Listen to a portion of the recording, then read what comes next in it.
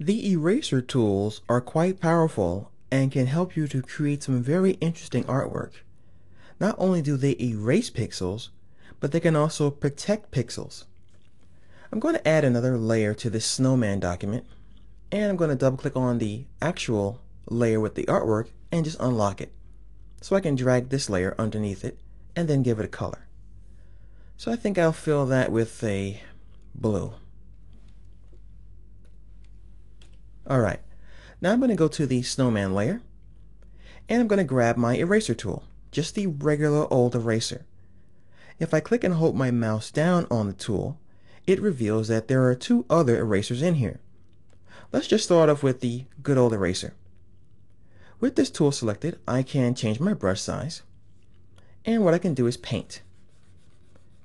What happens is it always erases to the layer underneath it, as you see here, which is blue.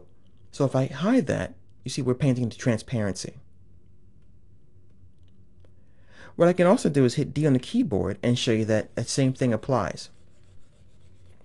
Whenever you have a color that's white, you're always going to paint to that color unless you have a layer underneath it.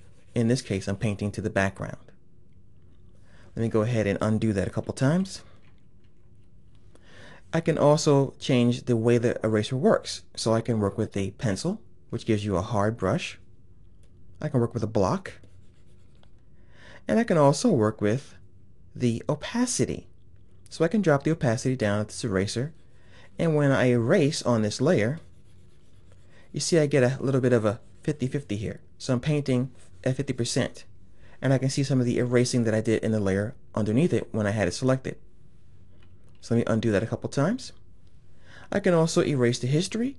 I can work on the flow and drop that down as well. And I can also erase in airbrush mode. Let me go ahead and return those guys to normal. The background eraser tool is very interesting because it allows you to erase the background, but it also lets you do something very interesting. It lets you protect the foreground color. So let's say I want to protect this light color here. I'll grab my eyedropper and click on it, and now it's in my swatches. So when I erase and I'm on the edge, it will try its best to protect it. See that? So all you have to do is make sure you're on the right layer, and when you paint around it, it's going to erase behind it and try its best not to erase the artwork itself. But if I click too hard and I'm inside it, it's going to erase it anyway. And last but not least, let me show you the coolness of the Magic Eraser. There's so much magic in Adobe products. You have the Magic Wand, Magic Lasso, and now the Magic Eraser.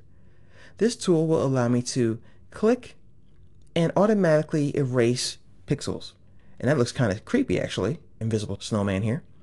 So what I'm going to do is click on the hat, and I'll click here, and I'll click on the scarf, and as you can see, it's erasing to the background, and I'll go ahead and hide that background. So there you have it. Those are the eraser tools. You can use them to erase pixels, to protect pixels, and also reveal things in another layer so that you can create some interesting artwork.